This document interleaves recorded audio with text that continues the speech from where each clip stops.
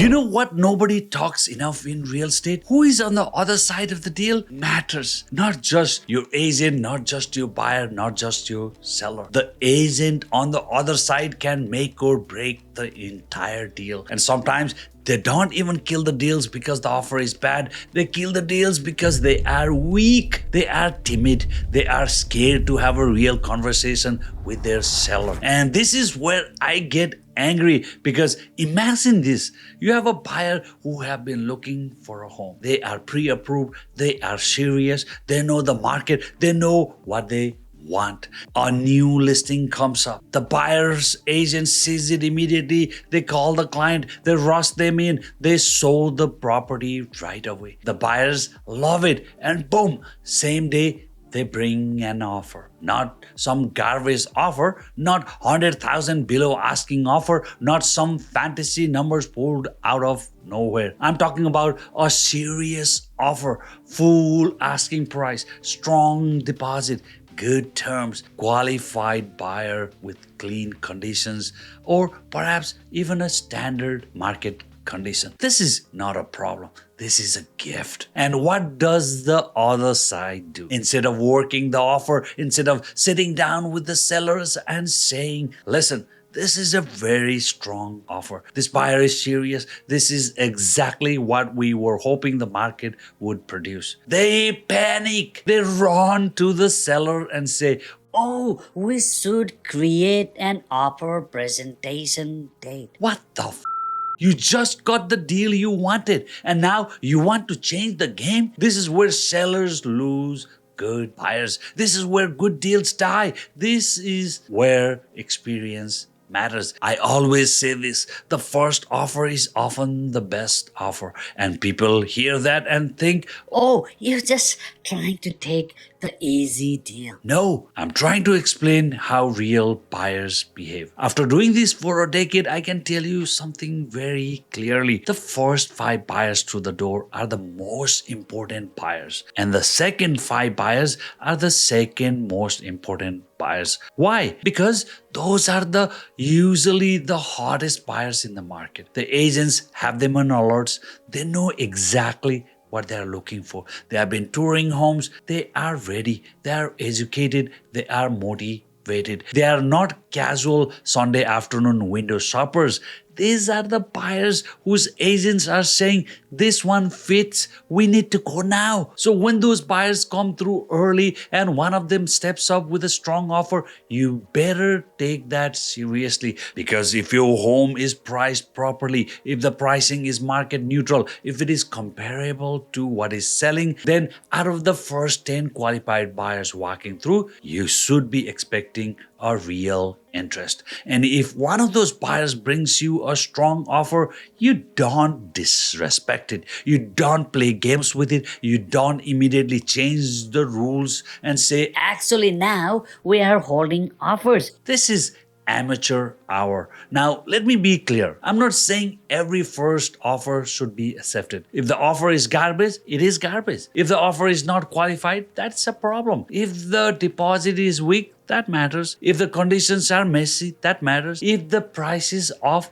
that matters. But when the offer is good, when the buyer is solid, when the terms are reasonable, and when the price is at or near what the seller was asking for, that offer deserves respect. It requires deep thinking, not panic, not ego, not maybe tomorrow someone else will pay more, maybe not. Do not let confidence turn into stupidity, because here's the truth. A bird in hand is worth more than 10 imaginary buyers who might show up tomorrow. And sellers need an agent who can explain this.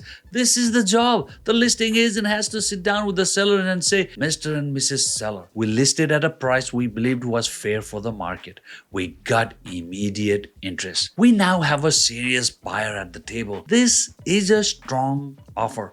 We can try to improve it, but we should work with it. That is leadership. That is representation. That is what sellers are paying for. But some agents can't do that. Some agents are so afraid of their own sellers that they let the sellers dominate the strategy. The seller says, Maybe we can get more. and the agent just nods. And the seller says, Let's wait. and the seller's agent just nods. The seller says, let's create an offer date. And the agent just nods. And the buyer gets annoyed. The buyer feels played. The buyer simply walks away. And 3 weeks later down the road, the market is still sitting there. Now the seller is asking, Where did the buyers go? well, they went to buy another house. That is where they went. Because serious buyers do not sit around forever waiting to be manipulated. They move. And this is why the agent on the other side matters so much. A strong agent knows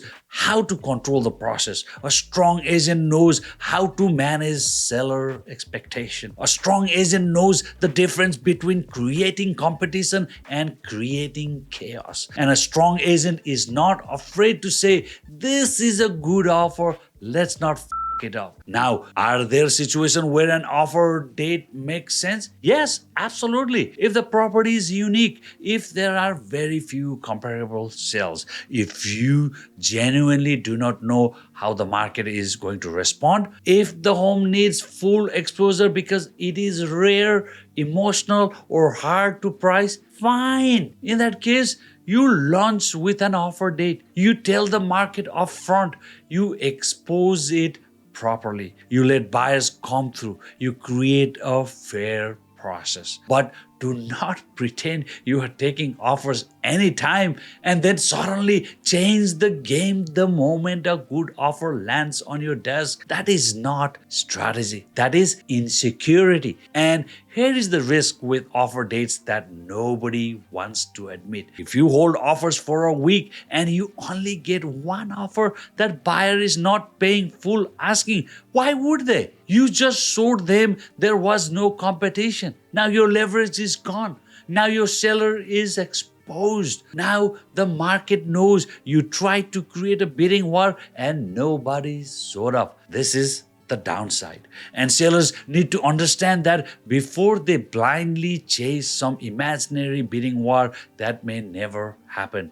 This is why experience matters, because getting a deal done is not just about opening doors. It's not just about uploading photos to MLS. It is not just about saying, let's see what happens. No, real estate is judgment. It is timing. It is negotiation. It is reading buyer behavior. And sometimes the best move is not to squeeze every last imaginary dollar. Sometimes the best move is to lock down the serious buyer who is standing right in front of you. Because here is the part that drives me nuts. The buyer did everything right. They came fast. They offered strong. They had a solid deposit. They gave the seller exactly what the seller said they wanted. And instead of being treated like a serious buyer, they get treated like a bait. This is how deals die. This is how trust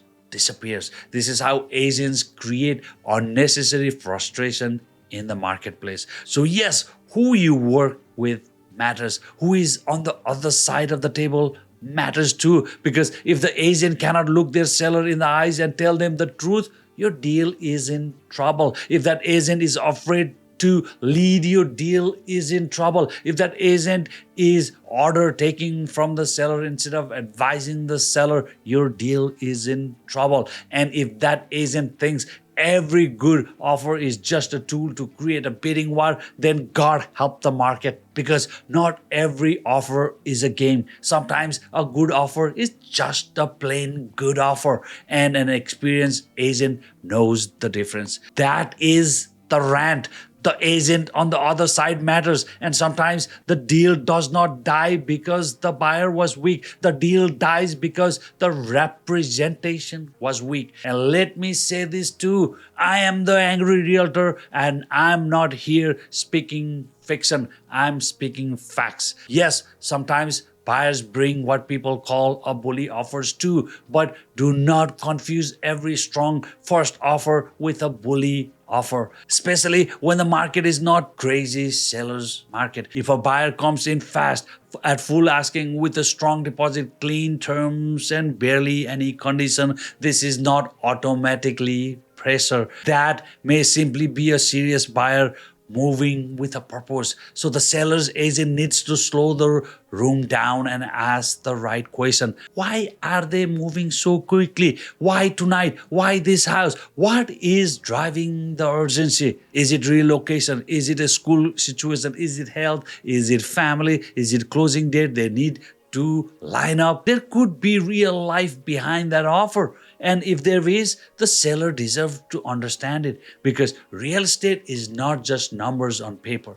There are real people behind these offers. Buyers are not just throwing contracts around for fun. Some of them are exhausted. Some of them have lost other homes. Some of them are relocating. Some of them need stability. Some of them are trying to get their family settled. So yes, sellers should protect themselves. Yes, sellers should think carefully. Yes, sellers should not feel bullied or pressured. But they also need to understand the offer in front of them before they start playing games. Because here is how buyers reconcile this. Buyers came forward in good faith. Buyers offered full asking price. Buyers gave a strong deposit. Buyers kept the conditions clean. If buyer did everything a serious buyer is supposed to do, and the seller still decides to you around, maybe that is your answer. Maybe the universe is saying this is not your house. And honestly, there is peace in that, because at some point as a buyer you have to say, we did everything we could. We moved fast, we showed up strong, we respected the seller, we gave them a serious offer. And if that still was not enough, then maybe this deal was not meant to happen. Walk away, not angry, not desperate, not chasing. Walk away with your dignity, because there will be another house. There will be a better fit. There will be a seller who actually understands a good offer when they see one. And there will be an agent on the other side who knows how to get a deal done. That is the point. In this market, success is not just about price. It is about judgment. It is about timing. It is about professionalism. It is about having someone on the other side who can actually lead their client instead of hiding behind them. Because a good offer should not die because somebody got greedy, nervous, or scared. A good offer should be worked. A good offer should be respected, and a serious buyer should never be treated like bait. That is my rant. Who is on the other side matters. And in this market, it may matter more than ever. I'm the Angry Realtor, and I'll see you next Sunday.